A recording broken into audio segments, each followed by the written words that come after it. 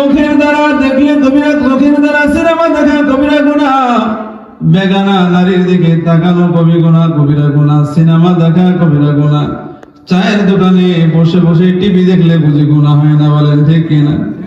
গুনাহ হয়? চায়ের দোকানে বসে থাকলে গুনাহ হয়? টিভি দেখলে গুনাহ হয় না? মুরব্বী বাবাজিরা তো চায়ের দোকানে বসে বসে টিভি দেখে, তারপর আবার বাংলা সিনেমা দেখে না, হিন্দি সিনেমা দেখে। বলেন কোন সিনেমা দেখে? বলেন তো হিন্দি কি বুঝে? এক মুরব্বী বাবাজিকে জিজ্ঞাসা করছি, বাবাজি সিনেমা দেখেন, অপরাধ নাই, কিন্তু অপরাধ এক সময় পাবেন, হাসরের ময়দানে আল্লাহর কাছে জবাব দিতে হবে, কিন্তু এখন আপনার কাছে একটা জবাব নিতে চাই। এই যে আপনি মুরব্বী মানুষ টিভির দোকানে বসে হিন্দি সিনেমা দেখতেছেন, আচ্ছা বুঝলেন কি বলেন তো? মুরব্বী বাবাজি বলে, বাবা বুঝি আর না বুঝি, কিন্তু ভালো লাগতেছে, মজা লাগে। হিন্দি সিনেমা দেখতে কি লাগে বলেন? বলেন না নাউজুবিল্লাহ। এরকম দোকান আমাদের এলাকাতে আছে না নাই? মুরব্বী বাবাজিরা টিভি দেখে না? দেখে না? আরে দাড়িগুলো পেকে গেছে, চুলগুলো পেকে গেছে। এখন তো মসজিদে থাকার কথা ছিল, বলেন ঠিক কিনা? কিন্তু এখন কোথায় বসে আছে? চায়ের দোকানে টিভির সামনে বসে আছে। এখন তো কোরআনের মাহফিলে বসে থাকার কথা ছিল, এখন ঘরে শুয়ে আছে। এখন তো এখানে এসে গুনাহ মাফ করানোর ব্যবস্থা করার দরকার ছিল, কিন্তু এখনো বাড়িতে বসে আছে, রাস্তাঘাটে ঘোরাফেরা করছে। এরকম মানুষ আমাদের এলাকাতে আছে না নাই? আমরা তাদেরকে অনুরোধ করবো আপনারা চলে আসেন। এজন্য আল্লাহর রাসূল বলেন, বান্দা যখন কোরআনের মাহফিলে বসে যায়, আল্লাহ জিন্দেগীর সব গুনাহগুলোকে মাফ করে দেয়। কিন্তু বান্দা তোমার জীবনের কবিরা গুনাহগুলো তো আল্লাহ মাফ করে নাই। কারণ কি? কবিরা গুনাহ তওবা ছাড়া মাফ হয় না। বলেন ঠিক কিনা?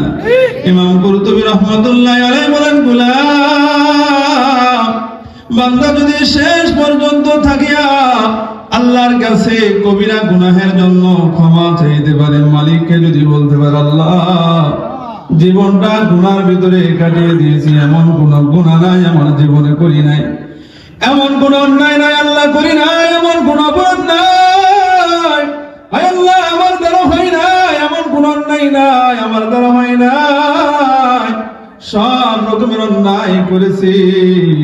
বান্দা যদি এই আকুতি মিনতি 2 ফোঁটা চোখের পানি ফেলিয়া আল্লাহর কাছে বলতে পারে, মালিক ডাক দিয়া কয়, গোলাম আমি মালিক তো তোকে কত ভালোবাসি রে জানো না?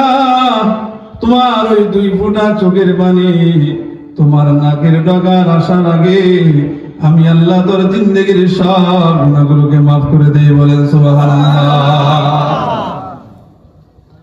এমন কোন সময় যায় না আমাদের দ্বারা গুনাহ হয় না, বরঞ্চ প্রত্যেকটা মিনিটে মিনিটে, সেকেন্ডে সেকেন্ডে আমাদের দ্বারা গুনাহ হয়। বলেন ঠিক কিনা?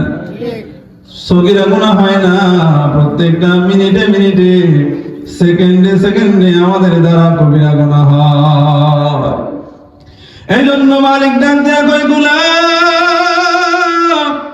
জিন্দেগিটা ভর গুনাহ করেছো, অন্যায় করেছো, এই বান্দা আমি আল্লাহ তোকে কত ভালোবাসি জানো না রে? সারা দুনিয়ার মানুষকে আমি আল্লাহ 100 ভাগের ভিতরে 1 ভাগ দয়া দিয়েছি, আর আমি আল্লাহ 99 ভাগ দয়া আমি আল্লাহর কাছে রেখে দিয়েছি। সারা দুনিয়ার মানুষকে আমি আল্লাহ 1 ভাগ দয়া দিলাম। 1 ভাগ দয়া পাওয়ার পরেও দুনিয়ার মানুষ একজন আরেকজনকে কত ভালোবাসে। বলেন ঠিক কিনা? মা সন্তানকে কি পরিমাণ ভালোবাসে পৃথিবীর দৃষ্টান্ত দিয়ে বোঝানো যাবে না। বলেন ঠিক কিনা? মা সন্তানকে এত পরিমাণ ভালোবাসে, নিজের জীবনের চাইতেও মা সন্তানকে ভালোবাসে। ওই মা যখন সন্তানকে মাঝে মাঝে শাসন করে বাড়ি থেকে তাড়ায় দেয়, আবার যখন সন্ধ্যা ঘনিয়ে আসে ওই মা আমার সন্তানকে তালাশ করতে থাকে, না জানি আমার সন্তান টাক করে কোথায় জানি চলে গিয়েছে। বলেন এমনটা হয় কি হয় না?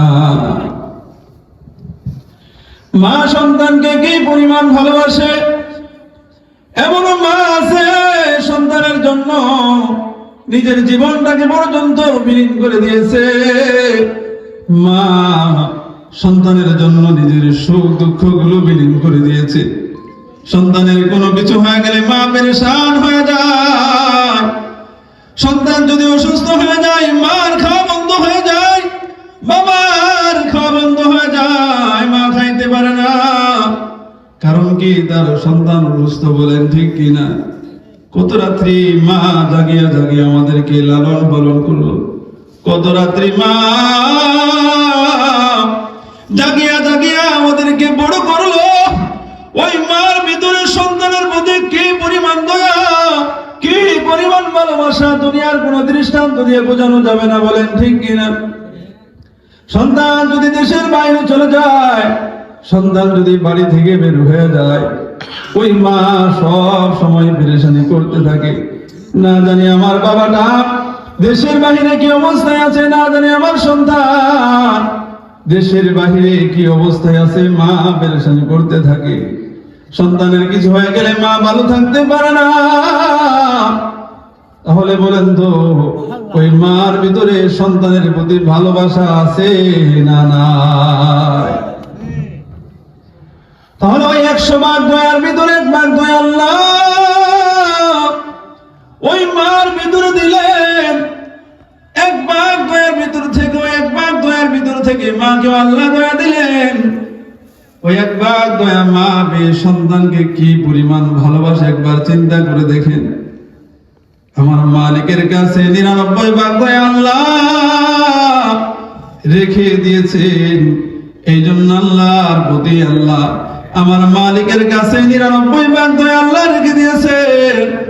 1 ভাগ দয়া যদি সারা পৃথিবীর মানুষ পাওয়ার পরে ওই মা সন্তানকে এত পরিমাণ ভালোবাসতে পারে, তাহলে একবার চিন্তা করে দেখেন যে মালিকের কাছে 99 ভাগ দয়া রেখে দিয়েছেন, ওই মালিক আপনাকে আমাকে কি পরিমাণ ভালোবাসেন। বলেন সুবহানাল্লাহ।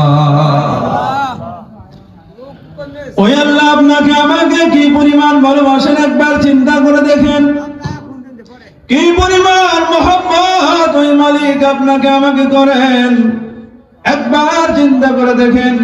যে 1 ভাগ দয়া পেয়ে মা সন্তানকে এই পরিমাণ ভালোবাসলো। বলেন তো, আমি আপনাদেরকে বলি, যে মা সন্তানকে এত পরিমাণ ভালোবাসে, বলেন তো ওই মা কি সন্তানের হাত বানিয়েছে? মা কি সন্তানের হাত বানিয়েছে? ওই মা তো সন্তানের হাত বানায় নাই, মা সন্তানের কান বানায় নাই, মা সন্তানের অঙ্গ প্রত্যঙ্গ কোনোটাই বানায় নাই, মা তো সন্তানের কোনো কিছুই বানায় নাই, শুধু দুনিয়াতে জন্ম দিয়েছে। মা যদি সন্তানকে দুনিয়াতে জন্ম দিয়ে এত পরিমাণ ভালোবাসতে পারে, তাহলে একবার চিন্তা করে দেখেন, আপনার আমার মালিক যিনি আপনার আমার হাত কান মুখ সব কিছু বানাইলেন, ওই মালিক আপনাকে আমাকে কি পরিমাণ ভালোবাসেন। বলেন সুবহানাল্লাহ। তাহলে ওই আল্লাহ আপনাকে আমাকে কি পরিমাণ ভালোবাসেন, যে মালিক আপনার আমার হাত বানিয়েছেন, পা বানিয়েছেন, যে মালিক আপনার আমার এই চেহারাটা নিজ কুদরতি হাত দিয়ে বানাইলেন। আল্লাহ তো কোনো মাখলুককে নিজ কুদরতি হাত দিয়ে বানান নাই, একমাত্র শুধুমাত্র আপনার আমার মালিক আপনার আমার এই চেহারাটাকে নিজ কুদরতি হাত দিয়ে বানিয়েছেন। বলেন সুবহানাল্লাহ। তাহলে মালিক আপনাকে আমাকে কি পরিমাণ ভালোবাসেন, যে মালিক প্রত্যেক দিন সে সূর্যোদয় দুনিয়ার আসমানে এসে দুনিয়ার গুনাহগারদেরকে আল্লাহ ডাকতে থাকে, গুনাহগার আমি আল্লাহ দুনিয়ার আসমানে চলে আসছি। যখন দুনিয়ার সব মানুষগুলো ঘুমিয়ে পড়েছে, হে বান্দা আমি আল্লাহ ঘুমাই না, আমার তো ঘুম নাই। হে পাপী বান্দা, গুনাহ করেছো, অন্যায় করেছো, দুনিয়ার কেউ জানে না, কিন্তু আমি মালিক জানি। হে বান্দা, আমি আল্লাহ তোকে ক্ষমা করার জন্য প্রথম আসমানে চলে আসছি রে বান্দা। আমি আল্লাহর কাছে ক্ষমা চাও, আমি আল্লাহ তোর জিন্দেগির সব গুনাহগুলোকে মাফ করে দিব। বলেন সুবহানাল্লাহ।